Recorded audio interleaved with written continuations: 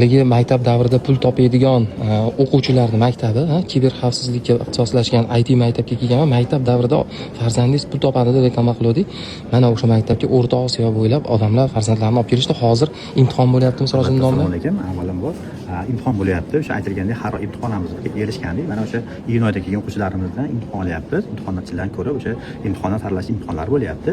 Yana qiziquvchilar bo'lsa, mana avgust oyidan qabulimiz davom etyapti. Bemalol olib ketishlari mumkin. Shunaqa imtihonsiz bezakment qabul qilamiz. Avgust oyigacha o'qib, avgust oyida xuddi shu tartibda imtihon qilamiz. Hozir nechinchi sinfdan bolamizni ko'chirsak bo'ladi? 5-sinfdan 11-sinfgacha ko'chirsa bo'ladi bemalol. Bu maktabda endi ko'rayotganlar borda, rostdan ham o'quvchilar maktab paytidan pul topyapti, to'g'rimi? Albatta, maktab paytida o'sha aynan tanlagan yo'nalish bo'yicha o'qitib turib, o'sha internet saytlari bor, internet saytlarida daromad topishlarini ta'minlaymiz. Xudo xolasa, o'zlariga bog'liq. Kiber xavfsizlikka ixtisoslashgan Falcon maktabi ota-onalar bugun farzandlarining hayajonli daqiqalari, mana qarsaklar ham bo'lib ketdi.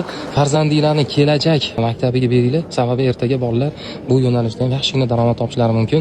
Shuningdek, chuqurlashtirilgan fanlar ham o'qitiladi. Albatta, ITga qo'shimcha matematika, fizika, ingliz tili, rus tili fanlari chuqurlashtirib o'rgatiladi va bundan tashqari IELTS hamda SAT imtihonlariga ham tayyorlaymiz. Sirojiddin domla maktab direktori raqamlarni qo'yib qo'yapman. To'g'ridan to'g'ri o'zlari bilan bog'lanasizlar, manzilni yozsanglar, kattadan tashakkur qilaman. Bitta like bosib bersizlar o'rtoqlar.